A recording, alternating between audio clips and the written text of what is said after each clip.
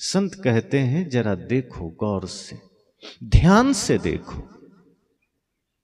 शरीर संकेत दे रहा है, प्रकृति संकेत दे रही है, मृत्यु करीब आ रही है, और कोई तैयारी नहीं की, कोई व्यवस्था नहीं की। अब भी जीवन गफलत में, अब भी सांसें व्यर्थ जा रही है। सदगुरु कहते हैं, ए मेरे मित्र, सावधान हो जाओ, होश में आ जाओ। वह काम कर लो जो साथ जाए, उसकी तैयारी करो जो तुम्हारे यात्रा का पाथे बन सके, जो तुम्हारी यात्रा का संबल बन सके, सहारा बन सके। दिल्ली, मुंबई, कलकत्ता जाना हो, हम कितनी तैयारी करते हैं, बैग तैयार करते हैं, जलपान तैयार करते हैं। सदगुरु कहते हैं तुम्हें तो इस धरती से ही जाना है, और बहुत दूर जाना है, और कभी भी जाना है, पता भी नहीं कब जाना है। उसकी कोई तैयारी नहीं, उस यात्रा की कोई व्यवस्था नहीं, उस यात्रा के लिए कोई संबल नहीं, कोई पुण्य नहीं, कोई पाथे नहीं। कैसे काम बनेगा? जब यमराज सामने खड़ा होगा क्या उत्तर देंगे? यमराज पूछेगा क्या किया तुमने, तो हाथ मलते हुए आप रह जाएंगे और कहेंगे कि हमने तो धन को जोड़ा था। तो यमराज कहेगा कहां है धन? कहेगा बेटों ने बांट लिया। और क्या किया? हमने घर बनाया था, कहां है? घर से तो हमें निकाल दिया, हम तो मरघट आ गए। घर भी बेटों के पास है, बहुओं के पास। जमीन खरीदी थी हमने, कहा वो कहां है? कहा वो जमीन में तो हमें जलाया भी नहीं गया, ये मरघट में ले आए। तब यमराज कहेगा जिसके लिए तुमने पूरी जिंदगी न्यौछावर कर दी, पूरा प्राण लगा दिया, उसमें से एक कण भी तुम्हारा ना हुआ, और जो तुम्हारा हो सकता था उसका कभी ख्याल नहीं आया। जो तुम्हारा हो सकता था, जो तुम्हारा ही था, उसके तरफ तुमने कभी दृष्टि नहीं की। तो लोगों ने कहा वो क्या है जो हमारा हो सकता था? तो इसको मीराबाई ने कहा कि जब मैं महलों में थी, दास दासियां थी चारों ओर, सोने चांदी थे, हीरे जवाहरात थे, हाथी घोड़े थे, लेकिन भीतर दरिद्रता महसूस होती थी, भीतर गरीबी महसूस होती थी। लेकिन जिस दिन सदगुरु मिल गए, संत मिल गए, और जब उन्होंने उस परम धन की बात बता दी, प्रेम का, सत्य का, राम का धन का पता बता दिया, तो लगा जैसे अब अमीरी आ गई। पायो जी मैंने राम रतन धन पायो, वस्तु अमोलिक दी मेरे सतगुरु, कृपा करी अपनायो। पायो जी मैंने राम रतन धन पायो। जब सोना चांदी हीरे जवाहरात पास में थे, दुनिया की सारी संपदा पास में थी, तब मीरा ने कहा कि मैं तो दरिद्र हूं, गरीब हूं, दुखी हूं। लेकिन जब सोना चांदी का त्याग कर दिया, हाथी घोड़े का त्याग कर दिया, महल का त्याग कर दिया, और शरीर पर फकीरी का वेश धारण करके जंगलों में आ गई, तब कहती है अब मैंने पाया है, अब मैं धनिक हो गई, अब मैं सम्राट हो गई, अब मुझे मिल गया, अब मुझे प्राप्त हो गया। सोचो वो क्या धन है? वही है अब मैंने पाया है, राम का धन, अर्थात अपना परिचय, चैतन्य का परिचय, अपने आप में लौट आना, यही तो अपना धन है, और यही कभी छूटता नहीं है। जो संसार को पाना चाहता है, संसार से जुड़ना चाहता है, जो संसार को बटोरना चाहता है, वो खाली चला जाता है। सदगुरु कहते हैं संसार शरीर तुम्हारे व्यवस्थाओं के लिए है, निष्काम भाव से प्रयोग करना। रहना जल में, रहना संसार में, लेकिन उससे ऊपर रहना। जैसे कमल कीचड़ में है, लेकिन कीचड़ से कोई लेना देना नहीं होता, बिल्कुल कीचड़ से अलग होता है। सदगुरु कहते हैं ऐसे ही रहना संसार में, रहना परिवार में, लेकिन परिवार से कोई आसक्ति मत कर लेना, धन संपदा से कोई आसक्ति मत कर लेना। व्यवहार निभाना, जिम्मेदारी निभाना, प्रेम पूर्वक निभाना, पूरे समर्पण से निभाना, पर कुछ अटक मत जाना। अगर संसार तुम्हारे भीतर आ गया, अगर माया तुम्हारे भीतर आ गई तो डूब जाओगे। संतों ने कहा है ना, पानी में नाव चले तो चले, नाव में पानी ना आने दो। संसार में मन गया तो गया, मन में संसार ना आने दो। अगर पानी में नाव चलती है तो अच्छी बात है, चलने दो, पार हो जाओगे। लेकिन गलती से कहीं पानी नाव में आ गया तो समझना वहीं राम नाम सत्य हो सकता है। इसी तरह से इस भवसागर में, इस संसार में, परिवार में तुम्हारा मन कभी जाए तो हर्ज की बात नहीं है, चिंता की बात नहीं है। कमाओ, खाओ, काम करो, सब कुछ देखो, सारी जिम्मेदारियां निभाओ, लेकिन ख्याल करना वो माया, वो संसार तुम्हारे मन में ना आ जाए। अगर वो मन में आ गया तो वहीं डूब जाओगे, फिर भवसागर से तरना बहुत कठिन होगा। इसलिए सदगुरु कहते हैं, वो पाथे, वो संबल इकट्ठा करो जो आगे काम आएगा। सिर्फ यहां नहीं, यहां तो आएगा ही, आगे भी आएगा। ऐसा धन, क्योंकि मृत्यु करीब है, कोई नहीं जानता। और मृत्यु इतनी निष्ठुर होती है कि वो ये नहीं देखती कि ये साधु हैं, ये धर्मात्मा है, ये सज्जन है, तो इनको थोड़ा मौका दे दे, कि ये चोर है तो पहले उठा ले। उल्टा बल्कि होता है कि जो धर्मात्मा है पहले ही चले जाते हैं, और जो चोर पापी हैं वो लंबे समय तक, साल तक यहाँ रहते हैं। सदगुरु कहते हैं, इसलिए इस गलतफहमी में मत रह जाना, इस वृथा अभिमान में मत रह जाना कि तुम्हें लंबा जीना है। मृत्यु कभी भी किसी को उठा के ले जा सकती। एक सज्जन ने मुझसे पूछा कि महाराज जी जरा बताएं, अच्छे लोगों को मृत्यु जल्दी क्यों ले जाती है, अच्छे लोगों की मृत्यु जल्दी क्यों हो जाती है? मैंने कहा, देखो, होती तो दुष्टों की भी मृत्यु जल्दी है, लेकिन समस्या यह है कि हम उसको याद नहीं करते। अब कितने ऐसे लोग मर जाते हैं, ख्याल में भी नहीं आता, पर एक भी धर्मात्मा मरे तो हमारे ख्याल में आता है। हम जानते हैं कि व्यक्ति गुजर गया, और दो चार हो जाएं तो हमें लगता है बहुत लोग चले गए। तो एक तो ये बात है कि धर्मात्मा का स्मरण हमें ज़्यादा होता है, उससे हमारा काम ज़्यादा पड़ता है, उसकी अच्छाई का प्रकाश ज़्यादा फैलता है, तो उसके गुजरने पर हृदय को ठेस पहुँचती है, पीड़ा पहुँचती है। इसलिए हमें लगता है धर्मात्मा जल्दी चले गए, और दुष्टों के जाने पर तो मन खुश होता है।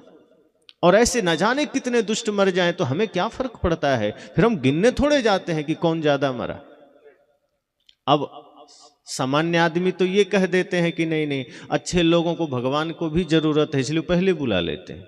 अब ये मन की कल्पना है, ऐसा तो नहीं कि भगवान इतने कमजोर हैं कि वो अच्छे लोगों को धरती से बुलाएंगे कि भैया तू आजा, मेरा काम गड़बड़ हो रहा है।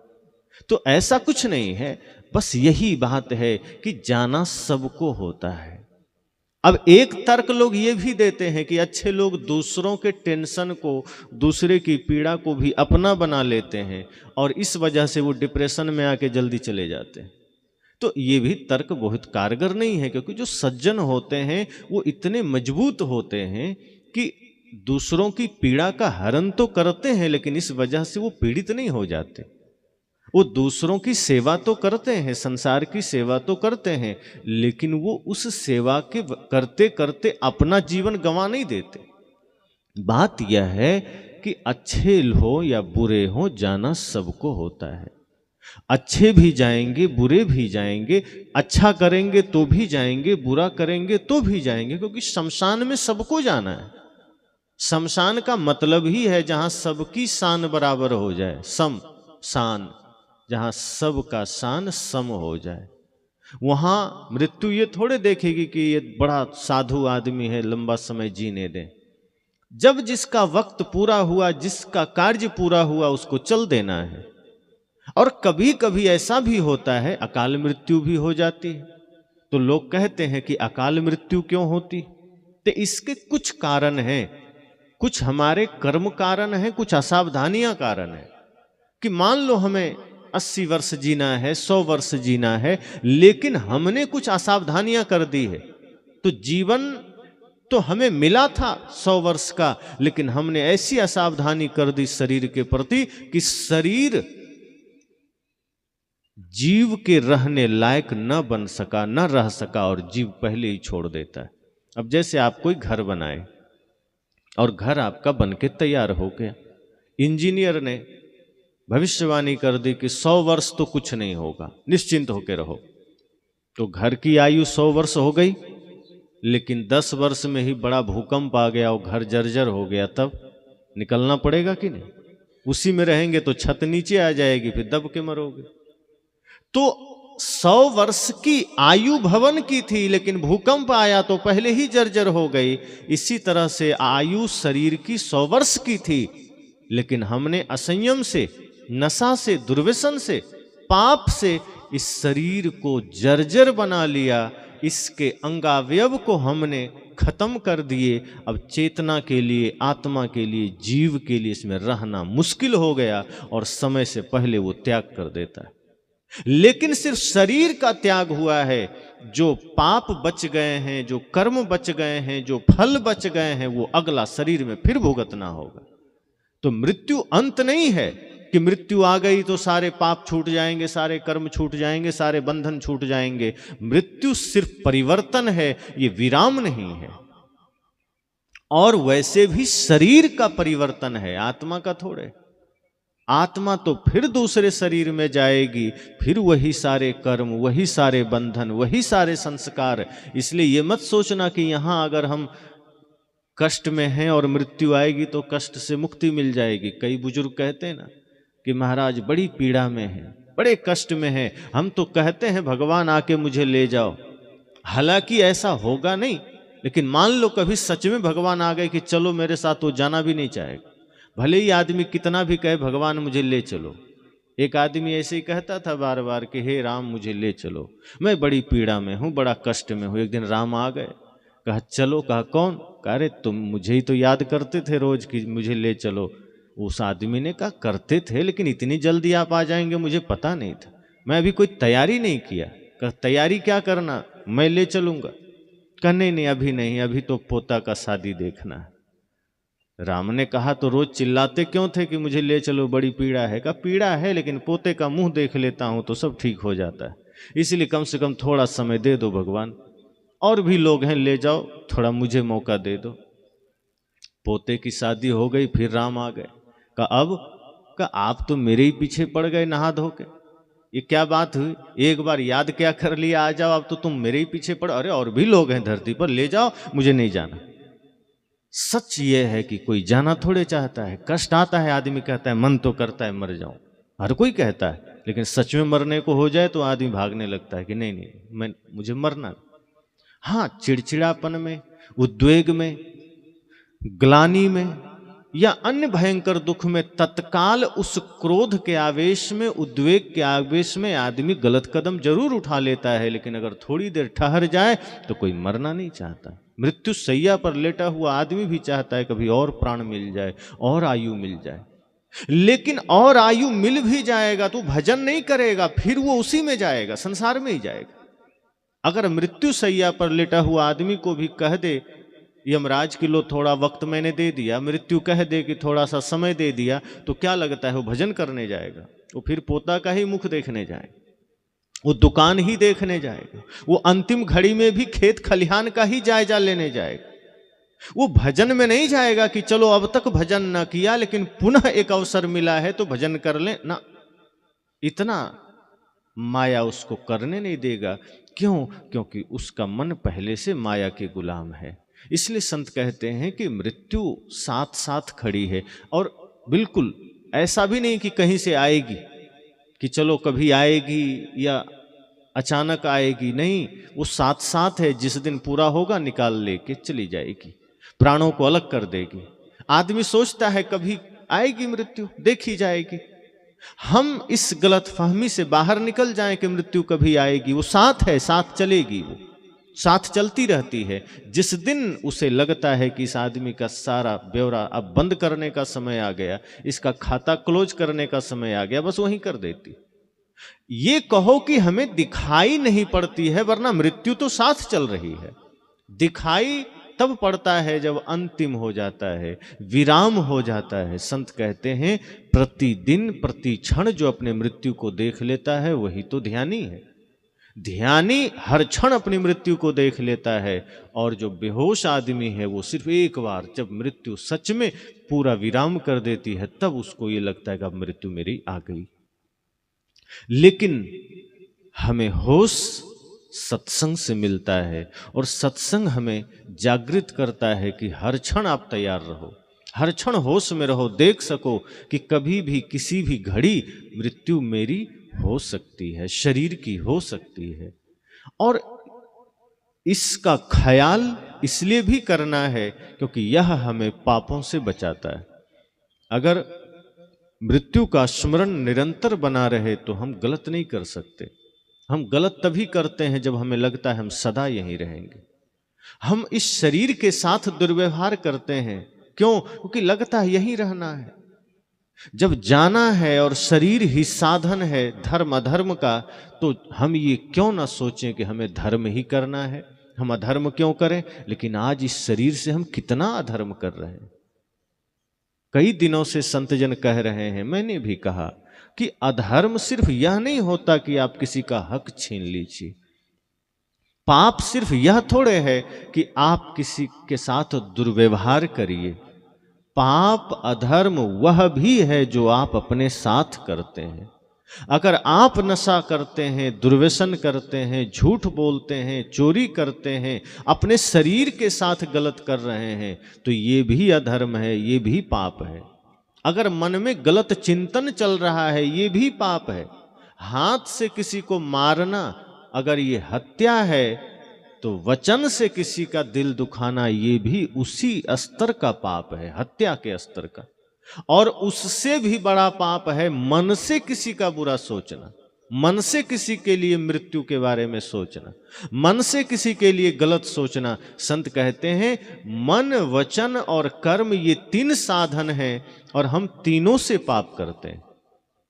तो तन का पाप तो दिखाई दे जाता है, और अगर तन से आपने हिंसा कर दिया है, तन से आपने चोरी कर लिया है, तो समाज में व्यवस्था है, न्यायिक प्रणाली है, आप पर केस चलेगा, जेल जा सकते हैं, सजा हो सकती है।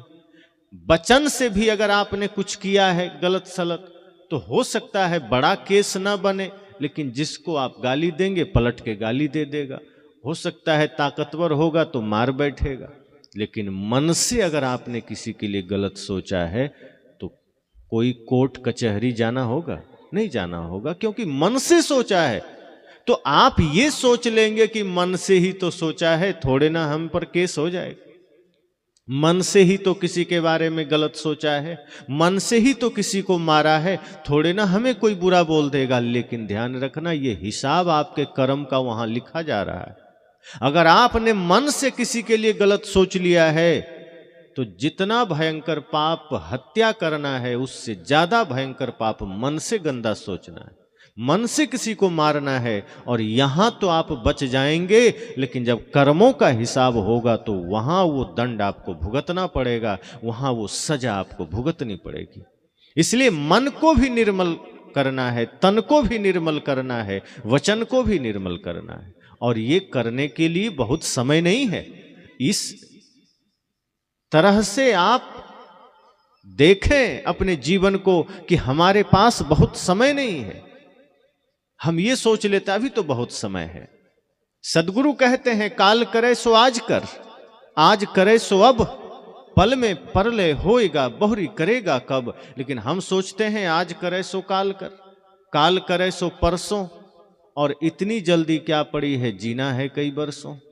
तो हम तो ऐसा सोचते हैं, लेकिन मृत्यु भेद नहीं करती। वह कहती तू सोचता रह जा, जिस दिन तेरा समय होगा हम तुम्हें उठा लेंगे, तू कहीं भी रह।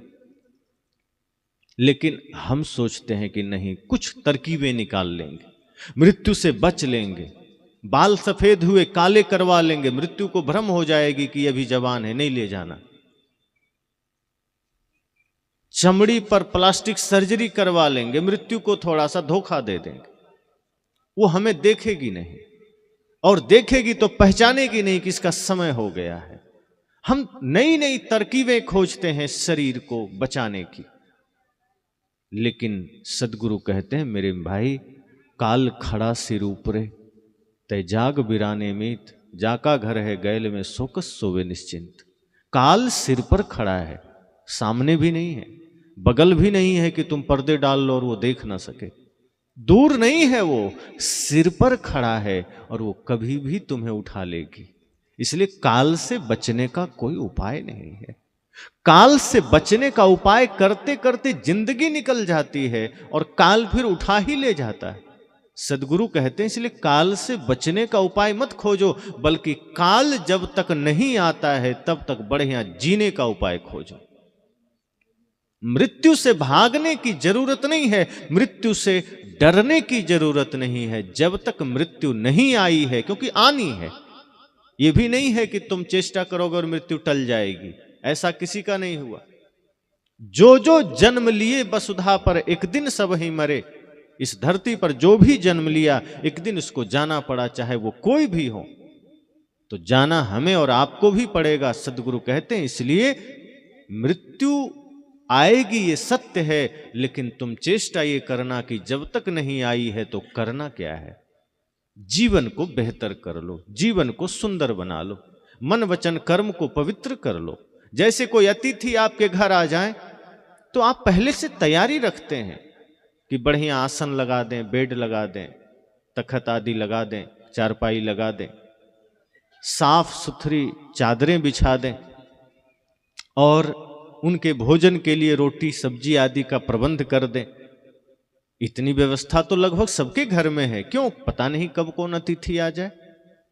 कोई ऐसा करता है क्या कि अतिथि आएंगे तब चारपाई खरीदने जाएंगे कि नहीं, अतिथि आए हैं चलो चारपाई बाजार से ले आवें, बेडशीट खरीद लावें, सब्जी बनानी है पहले खेत में सब्जी बो लें, आटा के लिए गेहूं खरीद लावें और फिर पिसाने जाएंगे।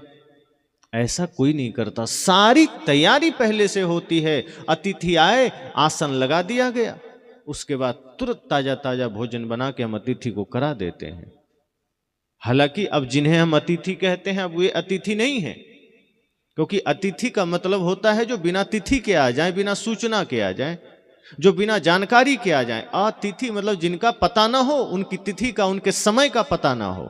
अब तो आदमी मोबाइल से पहले ही बता देता है कि मैं आ रहा हूं, और बता ही नहीं देता है, लाइव लोकेशन भेज देता है, आप देखते रहिए कहां पहुंचा है, एक एक चीज जान लीजिए। तो अब उन्हें अतिथि तो नहीं कहा जा सकता, लेकिन ध्यान रखना मृत्यु आज भी अतिथि है, क्योंकि वो बता के नहीं आती। मृत्यु से बड़ा कोई अतिथि नहीं, और मृत्यु जैसी अतिथि अगर द्वार पर आ रही हो तो उसकी तैयारी हमने किया नहीं। एक साधारण मेहमान घर आ जाए, एक साधारण अतिथि घर आ जाए तो हमने सारी तैयारी कर ली, बढ़िया घर बना लिए, बढ़िया खाट लगा लिए, चारपाइयां लगा ली, कपड़े खरीद लाए, भोजन का प्रबंध कर लिया और सारे चाक चौबंद हमने कर लिए। लेकिन मृत्यु रूपी अतिथि का आना हो सकता है, इसके लिए हमने कुछ नहीं किया। हमारा हृदय रूपी आंगन गंदा पड़ा है, हमारा मन गंदा पड़ा है, हमारा विचार गंदा पड़ा है। मृत्यु रूपी अतिथि का आना हो सकता है और हमारा पूरा जीवन दाग से भरा पड़ा है। कभी कहीं काम का दाग है, कहीं क्रोध का, कहीं अहंकार का, कहीं छल का, कहीं कपट का, कहीं ईर्ष्या का, कहीं द्वेष का। सदगुरु कहते हैं मेरे मित्र सावधान हो जाओ, मृत्यु रूपी अतिथि का आगमन कभी भी हो सकता है। इसलिए जब वो आ जाएगा तो मौका नहीं मिलेगा। जिस दिन उसका आगमन हो गया तब आप नहीं सोच सकते कि चलो अब खाट खरीद लाएं, कि अब व्यवस्था कर लें, कि अब सत्संग कर लें, कि अब धर्म कर लें, कि अब जीवन को पवित्र कर लें। नहीं, मृत्यु इतनी भी मोहलत नहीं देगी। इसलिए सदगुरु कहते हैं होश में आ जाओ और जो करना है अभी वर्तमान में कर लेना, जीवन रहते, श्वास रहते कर लेना, क्योंकि कल का पता नहीं, कल का भरोसा नहीं, कौन जाने कल का, अगले पल का पता नहीं है। श्वास आई है, बाहर निकलेगी इसका पता नहीं है, तो फिर कल पर क्यों टालना। लेकिन गजब की बात है कि हम कल पर सिर्फ भजन को टालते हैं, सत्संग को टालते हैं, दान को टालते हैं, कि दान कल कर लेंगे, सत्संग कल कर लेंगे, भजन कल कर लेंगे, धर्म का काम कल कर लेंगे, लेकिन जितने पाप हैं उसको हम कल पर नहीं टालते, आज ही कर लेंगे। चोरी करना है आज कर लेंगे, गाली देना है आज ही दे लेंगे, क्रोध करना है आज कर लेंगे, धोखा देना है आज ही दे लेंगे, शराब पीना है आज ही पी लेंगे। जितने भी गलत काम हैं उसको हम आज करने पर तुले हुए हैं, और जितने भी पुण्य के काम हैं उसे हम कल पर टाल देते हैं। सदगुरु कहते हैं कि जितने शुभ कार्य हैं वो आज कर लेना, अभी कर लेना, और जितने भी अधर्म हैं, पाप हैं, जितने भी गंदे काम हैं, अगर करने का मन भी हो जाए तो उसे कल पर टाल देना। अगर आपको क्रोध आ रहा हो और आपने ये सोच लिया कि मुझे आज क्रोध का जवाब क्रोध से नहीं देना है, तो आप समझो बहुत बड़े विनाश से बच जाओगे। लेकिन हम उल्टा करते हैं, क्रोध आ रहा है तो हम तुरंत कर लेते हैं, लेकिन सत्संग का मन हुआ तो फिर हम सोचते हैं अच्छा देखेंगे, अगले बार कराएंगे। कई लोग फोन करते हैं कि महाराज जी सत्संग कराने का मन हो रहा है, लेकिन क्या करें, बहुत खर्चा हो जाएगा, इसलिए आगे कभी देखेंगे। पर अगर शादी की सालगिरह पड़ गई, बच्चे का जन्मदिन पड़ गया, मुंडन पड़ गया, तब आदमी नहीं सोचता कि आगे कभी करेंगे, नहीं, तब दिखावे के चक्कर में जितना खर्चा हो आदमी कर लेता है और उठपटांग खर्च कर लेता है। मुंडन भी करा लेता है, सालगिरह भी मना लेता है, और जितने भी फालतू के कार्य कर लेता है। पर धर्म ध्यान सत्संग की बारी आ जाए तो आदमी कहता है देखेंगे, कल अगली बार कर लेंगे। सदगुरु कहते हैं शुभ कुछ करने का मन बने, संकल्प जगे तो अभी कर लेना।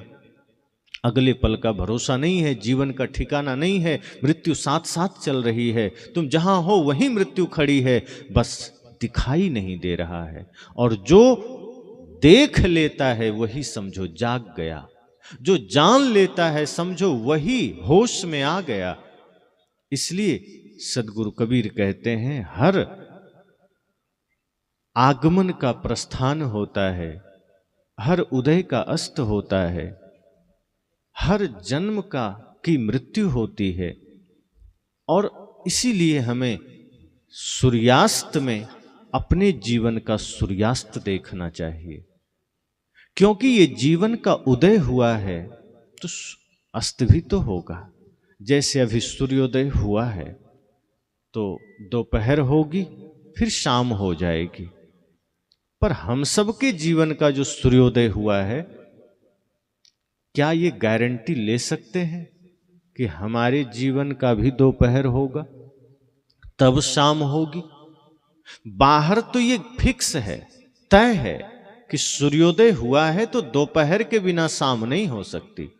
लेकिन जीवन का सूर्योदय जब होता है तो ये कोई गारंटी नहीं है कि जीवन का दोपहर अर्थात जीवन की जवानी आएगी तब बुढ़ापा आएगी, ऐसा बिल्कुल नहीं है। जीवन के साथ बिल्कुल उल्टा है। जीवन का सूर्योदय हुआ, कभी कभी बिना जवानी के बुढ़ापा आ जाती है, अर्थात मृत्यु आ जाती है, जवानी का प्रतीक्षा भी नहीं करती। और कभी कभी तो किशोरावस्था की भी प्रतीक्षा नहीं करती मृत्यु। 8-10 वर्ष के बच्चे चल पड़ते हैं, कई बार तो 2-4 साल के बच्चे निकल लेते हैं, और कई बार तो ऐसा होता है कि जीवन का सूर्योदय भी नहीं हो पाता, अर्थात बच्चे गर्भ में ही गुजर जाते हैं, वो उनका धरती पर आगमन भी नहीं होता, प्रस्थान पहले हो जाता है। तो इतना परम सत्य है शरीर का मिटना, फिर किस गलतफहमी में हम जीते हैं। इसलिए मैंने कहा कि ये होश का जीवन होना चाहिए। मूर्छा में हम बहुत दिन जी लिए, मूर्छा के ही कारण हम गलतियां करते हैं, बेहोशी के कारण ही हमसे पाप होते हैं, चाहे वो वचन से हो, चाहे वो तन से हो, चाहे वो मन से हो। जब हम जागेंगे, होश में आएंगे तो पाप नहीं हो सकता, फिर झूठ नहीं बोल सकते। किसके लिए छल करोगे? जब पता चल जाएगा कि अपना शरीर ही अपना नहीं है तो किसके लिए झूठ करोगे, किसके लिए पाप कमाएंगे? नहीं कर सकते। हम तभी करते हैं जब हमें लगता है यहीं कुंडली मारकर बैठेंगे, कभी जाना ही नहीं होगा। हम पाप तभी करते हैं जब लगता है सब मेरा है, यहीं बटोर के रखना है। लेकिन जिस दिन ये पक्का बोध हो जाएगा कि हम ही नहीं, पिछले के सब गए, हमें भी जाना है और जो कुछ है छोड़ के जाना है, तो जीवन होश में आएगा। फिर पाप कम होंगे, फिर आपके द्वारा जो पाप हो रहे हैं प्रतिदिन उस पर रोक लग जाएगी और तब जीवन में पुण्य का उदय होगा। इसलिए ये होश आवश्यक है, क्योंकि मैंने कहा कि अच्छे हो या बुरे सबको जाना होगा। रंक हो, राजा हो, साधु हो, फकीर हो, धनी हो, गरीब हो, कोई भी हो, किसी भी वर्ग का आदमी हो, किसी भी दुनिया का आदमी हो, धरती पर सब कुछ करने से रोका जा सकता है, मरने से नहीं रोका जा सकता। इसलिए इस गलतफहमी से हमें बाहर निकलना है कि जीवन लंबा मिला है। लंबा जान जान करके कि बहुत दिन जीना है, हम पाप करते चले जाते हैं, अपने ही भाई से, अपने ही माता पिता से, अपने ही लोगों से। सत्संग सुनिए, मंथन करिए और जब घर जाइए तो सोचिए कि मेरा भी तो विरोध मेरे भाई से नहीं है, कहीं मैं भी तो अपने पिता के साथ गलत नहीं करता, कहीं हमारा भी तो आपस में किसी के साथ झगड़ा नहीं है। अगर है तो आंखें बंद करके विचार करिए कि मैं जिनके साथ विवादों में हूं, झगड़ा में हूं, क्यों ना मैं उसे ठीक कर लूं। क्योंकि जब मृत्यु सामने आएगी तो अवसर नहीं देगी कि आप किसी से सॉरी बोल सकें, माफी मांग सकें, कि आप किसी को धन्यवाद भी दे सकें। इसलिए ये सारे काम अभी से शुरू कर दीजिए। अगर किसी के साथ आपका विवाद है, किसी के साथ आपका वैमनस्यता चल रही है, आप उसे मिटा लीजिए, गले मिल लीजिए। जीवन दोबारा मौका नहीं देगी। ये जीवन पता नहीं कब आपका पीछा छोड़ दे, कब आपका साथ छोड़ दे, कोई जानता थोड़े है। इसलिए घर के झगड़े को मिटा लीजिए, अपने मन के झगड़े को मिटा लीजिए, सामाजिक झगड़े को मिटा लीजिए। और कहीं ऐसा लगता है कि मेरे हाथ जोड़ने पर भी सामने वाला मानने को राजी नहीं है, तो भी मन से घृणा निकाल दीजिए, अपने मार्ग पर चलिए, उपेक्षा कर दीजिए कि ठीक है, तुम्हें अगर उसी में जीना है, झगड़े के साथ जीना है, तुम जियो, लेकिन मेरे मन में अब तुम्हारे लिए कोई खेद नहीं, कोई पाप नहीं, कोई छल नहीं। अब मुझे प्रेम के मार्ग पर चलना है, भक्ति के मार्ग पर चलना है। मेरा जीवन कितना है मुझे पता नहीं, मुझे अपने खजाने में अब पाप नहीं भरना है, मुझे अपने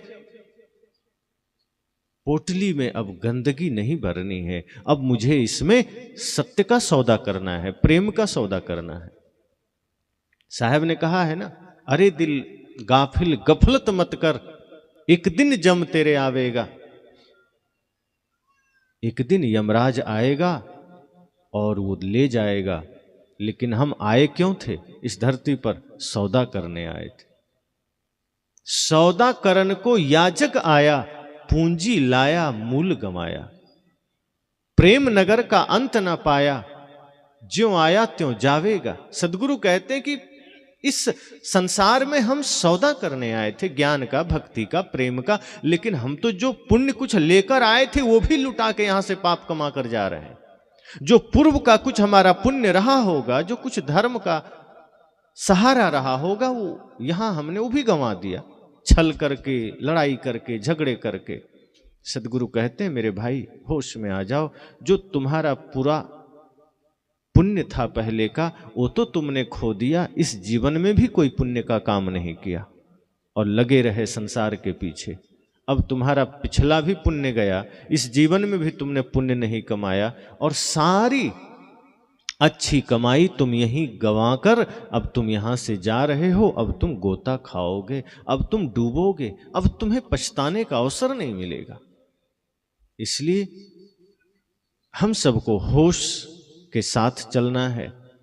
अंतिम दिन हमारे जीवन के लिए संकेत बन जाए, यह सत्संग आपके जीवन के प्रश्नों का उत्तर बन जाए, आपके समस्याओं का समाधान बन जाए, आपका मन मस्तिष्क इतना खाली हो, इतना प्रेम से भरा हो कि आप जहां हो वहीं लगे कि ये मेरा दिव्य धाम है, मंदिर है, आनंद का धाम है, कोई आपको दुखी ना कर सके। अपने आप को इतना मजबूत कर लीजिए, अपने मन में भक्ति को इतना स्थापित कर लीजिए कि संसार आपको दुखी ना कर सके। हम अपने आप को कमजोर बना करके संसार के पीछे भागते हैं, इसीलिए रोते हैं। हम दूसरों से शांति मांगते हैं, हम दूसरों से सुख मांगते हैं, और जब दूसरों से सुख और शांति मांगेंगे तो अगर वो दे भी दिया तो कभी ले भी लेगा, फिर दुखी हो जाओगे।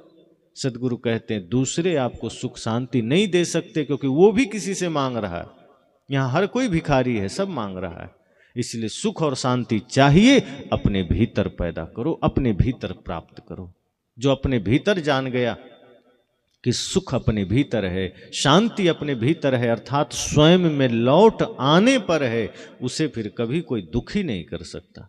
जो अपने ही कारणों से सुखी हुआ है, जो अपने ही भीतर लौट कर आनंदित हुआ है, दुनिया में कोई उसे दुखी नहीं कर सकता। लेकिन अगर आपका सुख का आधार कोई दूसरा है, आपके आनंद का आधार कोई दूसरा है, तो आपको वो दूसरा आदमी दुखी भी कर देगा।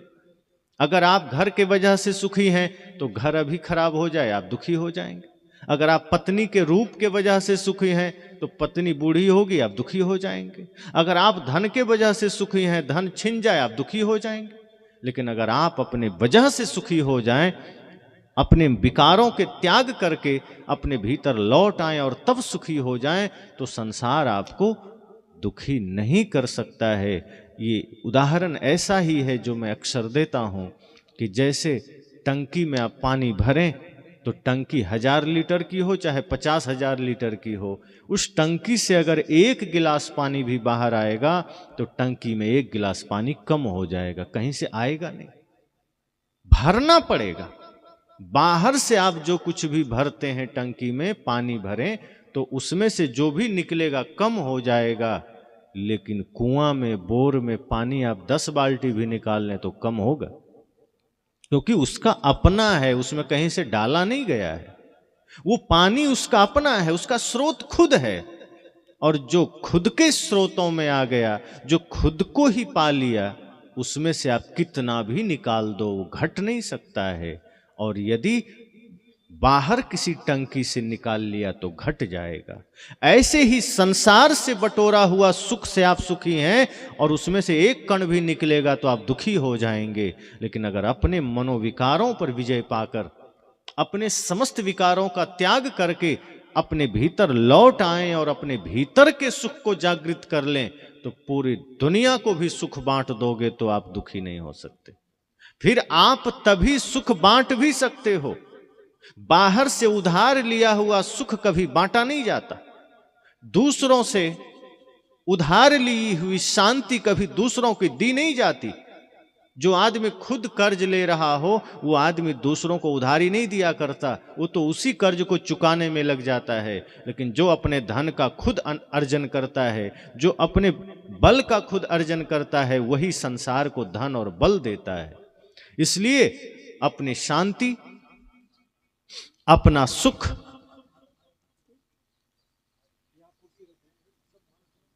उनको रोक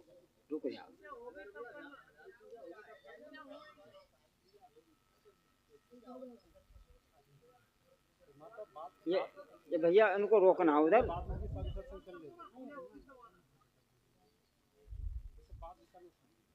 देखो सभी भाई बहनों से मेरा निवेदन है, कोई भी इधर नहीं आएंगे। पूजा के लिए मैं संकेत करूंगा, इशारा करूंगा, तभी सबकी टोटली पूजा हो गई, सब पूजा इकट्ठी हो गई।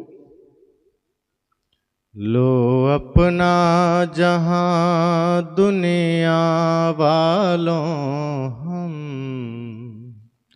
इस दुनिया को छोड़ चले, जो रिश्ते नाते जोड़े थे वो रिश्ते नाते तोड़ चले। लो अपना जहां दुनिया वालों हम इस दुनिया को छोड़ चले। कुछ सुख के मग में देख चुके, कुछ दुख के सदमे झेल चुके, तकदीर की अंधी गर्दिश ने तकदीर की अंधी गर्दिश ने जो खेल खिलाए खेल लिए, लो अपना जहां दुनिया वालों हम इस दुनिया को छोड़ चले। हर चीज तुम्हें लौटा दी है, वहाँ नहीं कुछ भार चले। हर चीज तुम्हें लौटा दी है, वहाँ नहीं कुछ भार चले। पर दोष न देना ऐ लोगों, पर दोष न देना ऐ लोगों, देखो खाली हाथ चले। लो अपना जहां दुनिया वालों हम इस दुनिया को छोड़ चले। वह राह अकेले कटती है, वहाँ नहीं कोई साथ चले। वह राह अकेले कटती है, वहाँ नहीं कोई साथ चले। उस पार न जाने क्या पाए, उस पार न जाने क्या पाए।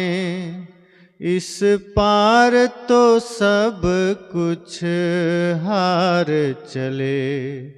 लो अपना जहां दुनिया वालों हम इस दुनिया को छोड़ चले।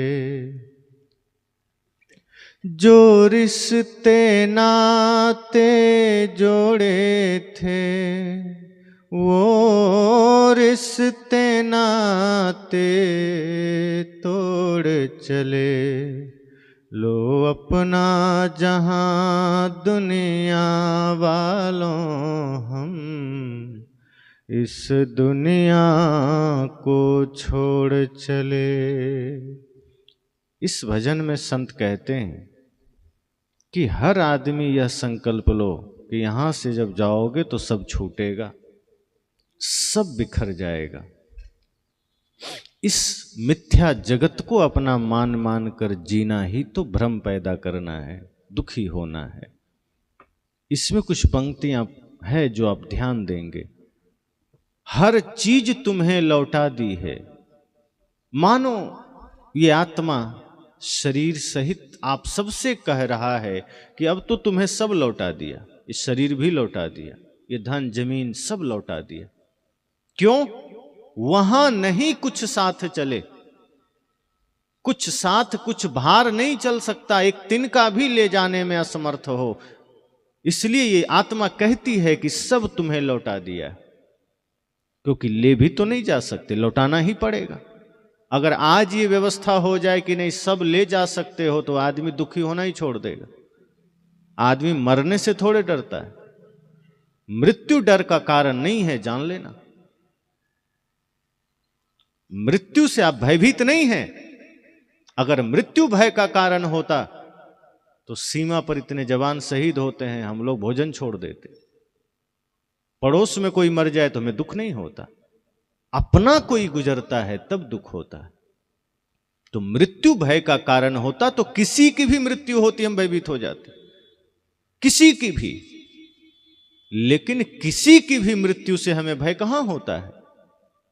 सच तो यह है कि भय छूटने का होता है, मरने का नहीं होता। कि कुछ छूट जाएगा, पत्नी छूट जाएगी, पति छूट जाएगा, बेटा छूट जाएगा, जमीन छूट जाएगी, मकान छूट जाएगा, शरीर छूट जाएगा। छूटने का भय होता है, मृत्यु का नहीं होता। अगर आज व्यवस्था हो जाए कि तुम सब कुछ साथ ले जाओगे तो आदमी तो खुशियां मनाएगा, वो भंडारा करेगा कि आज मेरा जाना है। वो गाड़ी में सामान लाद के जाएगा, हंसते हुए जाएगा, फिर रोएगा थोड़े, वो दुखी नहीं होगा। फिर वो पर्चे बांटेगा लोगों से कि आना तुम भी विदाई करने, और एक एक चीज लिस्ट बनाएगा कि क्या क्या है, सब उठा लूं। वो फिर बेटों के लिए भी जल्दी नहीं छोड़ेगा, वो कहेगा तू कमा लेना, मैंने कमाया, मैं लेके जाता हूं, आगे काम आएगा। वो तो मजबूरी है, ले नहीं जा सकते, इसलिए बेटों का हो जाता है। अगर आज ये व्यवस्था कर दी जाए कि नहीं तुम सब लेके जाओगे, तो आप क्या उम्मीद करते हो? टूटा हुआ झाड़ू भी आदमी ना छोड़े, वो भी धर लेगा गाड़ी कि रखो, काम आएगा, पता नहीं वहां मिले ना मिले, नई जगह जा रहा हूं, तुरंत काम मिले ना मिले, नौकरी मिले ना मिले, अभी यहीं से उठाए चलो सब। सदगुरु कहते हैं मरने से थोड़े डरते हो, छूटने से डरते हो। इसलिए व्यवस्था नहीं है ले जाने की, वरना ले जाने की व्यवस्था हो जाए तो डर समाप्त हो जाएगा। फिर आदमी खेत भी उठा ले जाए अगर खेत ले जाने की व्यवस्था हो। लेकिन सच्चाई यह है कि तिनका, एक कण भी ले जाने का कोई उपाय नहीं है। इसलिए मानो जीव कहता है कि वहां नहीं कुछ भार चले, पर दोष न देना ये लोगों, और अब मुझे दोष भी मत देना, क्योंकि देखो खाली हाथ चले। इस शरीर को देख लो, हाथों को देख लो, खाली आए थे और खाली जा रहे हैं। बाहर का कुछ भी हमने न ले जा सके, इतना इन हाथों से कमाया, बटोरा, अच्छा बुरा किया, अंत घड़ी में ये खाली का खाली रह गया। फिर अगली पंक्ति, हर चीज तुम्हें लौटा दी है, वहां नहीं कुछ भार चले, पर दोष न देना ये लोगों, देखो खाली हाथ चले। आगे संत कहते हैं वह राह अकेले कटती है। कोई साथ जाएगा? बेटा या परिवार के लोगों से आप कहेंगे कि तुम साथ दो, तो क्या कहेगा? मैं तो मरघट तक पहुंचा दूंगा, शमशान घाट तक लेकर जाऊंगा, उसके आगे नहीं जा सकता। मरघट से आगे कोई उपाय नहीं है। और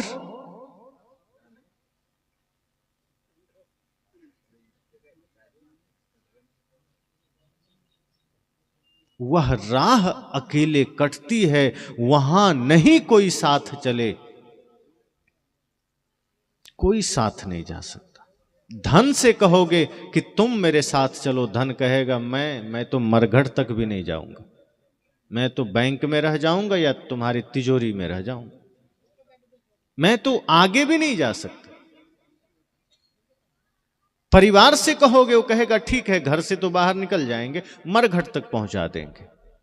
लेकिन उसके बाद परिवार के लोग भी कहेंगे बस क्षमा करना, मरघट से आगे जाने का कोई उपाय नहीं है, वहां के आगे कोई व्यवस्था मेरे पास नहीं है। तब आप यहां वहां झांकोगे कि अब क्या करें। जिसके लिए जीवन भर लगा दिया वे दोनों यहीं बैठे हैं।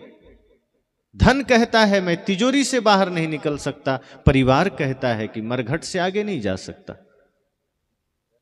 तब ख्याल आता है कि थोड़ा धर्म की शरण में चलें, फिर आप लास्ट में धर्म के पास जाते हो, और तब धर्म कहता है चिंता मत करो, मैं तो सदा तुम्हारे साथ हूं, तुम ही ने भुला दिया था, तुम ही मुझे छोड़ दिए थे, अगर तुम मुझे भजते रहते, मेरी शरण में आ जाते, तो धर्म कहता है मैं तुम्हें आज तो छोड़ो, जन्म जन्मांतर तक नहीं छोड़ सकता, मैं तो सदा साथ हूं, मेरे पास सामर्थ्य है कि मैं तुम्हारे आगे भी काम आ सकता हूं, मेरा सामर्थ्य थोड़ा बड़ा है।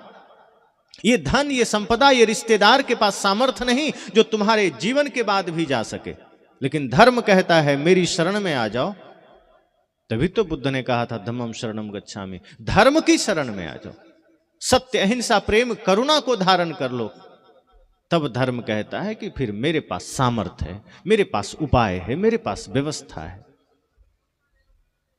इसलिए तो हमारे ऋषियों ने भी कहा था अहिंसा परमो धर्म, अहिंसा को परम धर्म कहा, कि इसकी व्यवस्था है, ये सदा आपके साथ रहेगा। और तुलसीदास जी ने तो कहा ही, परम धर्म श्रुति विदित अहिंसा, धर्म न दूसर सत्य समाना। ये जितने सद्गुण हैं इसको धर्म कहा, और वो धर्म कहता है कि यदि तुम मेरी शरण में आ जाओ तो मैं आज नहीं आगे सदा सदा के लिए तुम्हें आनंद से भर दूंगा, तुम्हें अकेला नहीं छोड़ूंगा, बेसहारा नहीं होने दूंगा। ये सामर्थ्य है धर्म का। तो मृत्यु कहती है कि अब तुम जो कुछ भी बटोरे हो वो तुम्हें छोड़ना पड़ेगा, जो कुछ भी तुमने यहां पाया है वो सब खाली करना पड़ेगा, और ये कोई साथ नहीं जाएंगे। और ध्यान रखना, वह राह अकेले कटती है, वहां नहीं कोई साथ चले। और सबसे महत्वपूर्ण बात इस पंक्ति में है कि उस पार न जाने क्या पाए, इस पार तो सब कुछ हार चले।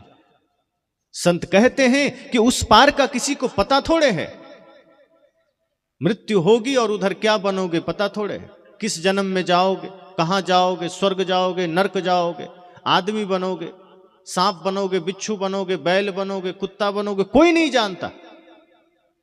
उस पार न जाने क्या पाए, लेकिन मेरे मित्र ध्यान रखना कि आगे का तो पता नहीं, इस पार तो सब कुछ हार चले। यहां तुमने धर्म का कमाई नहीं किया तो यहां तुम जरूर सब कुछ हार के जा रहे हो। इसलिए ये जीवन था, ये मौका था, ये अवसर था, यहां तुम धर्म कमा सकते थे, यहां तुम सत्य की साधना कर सकते थे, यहां तुम भक्ति धारण कर सकते थे, लेकिन यहां तुमने नहीं किया तो यहां आगे का तो पता नहीं, यहां तो सब कुछ हार चले। और जब हार ही चले तो हाथ क्या आया, कुछ नहीं। जिसमें सारी सांसें लगा दी वो भी यहीं रह गया, और जो धर्म कमाना था वो भी नहीं किया। इसलिए संत कहते हैं सदैव होश जरूरी है, जागृति जरूरी है, क्योंकि जो धर्म परायण होता है वो व्यक्ति सदा आनंदित होता है। आनंदित होने का मार्ग ही धर्म है। और धर्म, जैसा कि मैंने कहा, सत्य ही धर्म है, प्रेम ही धर्म है, करुणा ही धर्म है, अहिंसा ही धर्म है। ऐसा नहीं कि संप्रदायों को हमने धर्म कह दिया, किसी ने कहा हिंदू, किसी ने कहा सिख, जैन, बौद्ध, इस्लाम। ये धर्म नहीं है, ये रास्ते हैं। धर्म तो सदा है, वो कभी नाश नहीं होता, वो कभी बनता नहीं है, धर्म कभी परिवर्तित नहीं होता। और इसलिए प्रेम को कहा, सत्य को कहा, अहिंसा को कहा। तो हमें धर्म को धारण करना है, और यही हमारी सबसे बड़ी संपदा होगी, यही हमारा सबसे बड़ा धन होगा। क्योंकि मैंने कल कहा था, यहाँ का जो भौतिक धन है वो शरीर के लिए है। शरीर को जब तक साधन आप देना चाहें देंगे, जब तक सांस चल रही है आप दीजिए, जिन किसी की सेवा करने का मन में भाव उठे सेवा करिए, लेकिन यह ख्याल रहे कि शरीर मेरा नहीं है, प्रकृति ने दिया है, इसको लौटा देना है, लेकिन लौटाना ठीक ठाक है। प्रकृति ने पवित्र रूप में दिया था। बच्चों को देखो कितनी सौम्यता है, पवित्रता है। छोटे छोटे बच्चों से पूछो तुम कौन हो, तो वो कभी नहीं कहेगा कि मैं अमुक जाति से हूं, मैं अमुक संप्रदाय से हूं, नहीं कहेगा, क्योंकि वो बालक है, बाल स्वरूप है। इसलिए तो बच्चे को भगवान का रूप कहा। उसमें कोई दुर्गुण नहीं है, कोई व्यभिचार नहीं है, नशा नहीं है, कुछ भी नहीं है, वो भगवान का रूप है। तो प्रकृति ने जो जीवन दिया है, जो शरीर मिला है, वो पूर्ण पवित्र मिला है। अब चेष्टा यह करिए कि रिटर्न करने का समय आवे, वापसी का समय आवे तो बेदाग लौटाना। विचार करिए कि पूरे जीवन में हमने इसमें कितने दाग लगाए हैं, कितना बदरंग किया है हमने जीवन को, और अब प्रकृति को लौटाना है, क्योंकि आपका नहीं है, प्रकृति ने दिया था। और किसी की वस्तु किसी को देना हो तो यथावत देनी चाहिए। अगर आप किसी से गाड़ी मांग कर कहीं जाएं और गाड़ी पंचर हो जाए तो क्या ऐसे ही दरवाजे पर खड़ा कर दोगे? पंचर बनवा के ले जाओगे, और कहीं डेंट पेंट हो करना पड़े तो वो भी करवाओगे। क्योंकि जिस आदमी ने आपको गाड़ी दिया है भरोसे के साथ, अगर आपने उसे बिगड़े हालत में दे दिया तो दोबारा नहीं देगा, गाली भी दे सकता है। सज्जन सभ्य होगा तो थोड़ा नाराज होकर फिर दोबारा नहीं देगा। लेकिन अगर आप सज्जन सभ्य हैं तो आप चेष्टा करेंगे कि जिस स्थिति में उसने दिया था हमें वही दे देना। ठीक है, चलने में कहीं कुछ हो गया, कोई हर्ज नहीं, पंचर हो सकता है, कहीं खरोंच लग सकता है, लेकिन आप चेष्टा तो करेंगे कि उसको उसी रूप में दें। इसी तरह जीवन जीने में कहीं ऊंच नीच हो सकता है, कोई दाग लग सकते हैं, कहीं क्रोध का, कहीं हिंसा का, कहीं काम का, कहीं लोभ का, कहीं लालच का। अगर लग गया कोई हर्ज नहीं। अगर गलती रुलाती है तो ये राहें भी दिखाती है। मनुष्य गलती का पुतला है, अक्सर हो ही जाती है। जो कर ले ठीक गलती को उसे इंसान कहते हैं, पराया दर्द अपनाए उसे भगवान कहते हैं। संत कहते हैं हो जाए गलती कोई हर्ज नहीं, मनुष्यता, मनुष्य से गलती होती है। जो जिंदा है उसी से गलती होगी, जो चलेगा ही नहीं वो गिरेगा क्या? जो चलेगा वो गिर भी सकता है, लेकिन गलती ठीक कर लो तब इंसानियत है, और अगर गलती पर गलती करो तो शैतानियत है। तो जीवन में गलती हो जाए कोई हर्ज नहीं, कोई दाग लग जाए कोई हर्ज नहीं, लेकिन ध्यान रखना प्रकृति ने जैसा जीवन दिया था उसको रिटर्न कर देना है, बेदाग। कोई दाग लग जाए छुड़ा लेना है। ध्रुव प्रहलाद सुदामा ने ओढ़ी, सुखदेव ने निर्मल कीनी, दास कबीर ने ऐसी ओढ़ी, ज्यों की त्यों धर दीनी चदरिया, झीनी रे झीनी के राम नाम रस भीनी चदरिया, झीनी रे झीनी। सदगुरु कहते हैं ध्रुव प्रहलाद ने भी चादर ओढ़ी, सुदामा ने भी ओढ़ी, उसको निर्मल किया, पवित्र किया। हमारी भी शरीर रूपी चादर में जीवन में दाग लग जाए, गुरु के शरण में जाना, क्योंकि गुरु धोबी शिष्य कपड़ा, गुरु धोबी हैं शिष्य कपड़ा है। उनके पास जाओगे, गुरु अपने ज्ञान के द्वारा, अपने वैराग्य के द्वारा आपके भी दाग को धोएंगे। तो ध्रुव ने भी, प्रहलाद ने भी अपने शरीर रूपी चादर को धोया। सदगुरु कहते हैं मैंने तो ऐसा ओढ़ा कि दाग लगने ही न दिया, ज्यों की त्यों धर देने। मैंने बड़ी सावधानी से ओढ़ा, मैंने बड़े ही ध्यान से जिया। तो अगर ध्यान से जियोगे तो दाग नहीं लगेगा, और अगर लग गया तो उसे छुड़ाने का प्रयास करें। तो इसलिए हम सबको ये चेष्टा करनी है कि ये जीवन बड़ा अनमोल है, न जाने कब जीवन का दीपक बुझ जाए। हम सब ये नहीं कह सकते कि सिर्फ वृद्ध ही, बाल हो, जवान हो, बुजुर्ग हो, सब मृत्यु की ही ओर हैं। सबका शरीर मृत्यु की ओर है। इसी शरीर में रहते हुए हमें उस शाश्वत की तलाश कर लेनी है, उस आत्मा रूपी परमात्मा को जान लेना है, जिसको जान लेने के बाद फिर मृत्यु का भय भी मिट जाता है, फिर काल का डर खत्म हो जाता है, फिर काल का चिंतन खत्म हो जाता है। उस आत्म रूपी परमात्मा को जान लेना है, जिसे वेद अहं ब्रह्मास्मि कहता है, ब्रह्म कहता है। और उसी ब्रह्म को अगर हमने जाना, उसी सत्य को हमने जाना, तो मृत्यु का भय खत्म हो जाएगा। क्योंकि तब आप ये जान लेंगे कि ये शरीर बनता बिगड़ता है, मैं तो अजन्मा चेतन अविनाशी हूं, अखंड हूं, मेरा कुछ भी नहीं होता। मैं तो माया और संसार के वशीभूत होकर इस धरा पर आता हूं। अगर मैंने ज्ञान भक्ति वैराग्य के द्वारा, सेवा साधना के द्वारा अपने समस्त वासनाओं को दग्ध कर लिया, जला लिया, अपने सारे विकारों को मिटा लिया, तो मैं तो सदा अखंड अविनाशी आनंद स्वरूप हूं। मुझ में जगत नहीं है, मेरा कभी कोई हानि नहीं हो सकता। इसलिए मुझे उसी सत्य स्वरूप को जानना है, उसी सत्य स्वरूप में स्थित होना है और जीवन रहते होना है।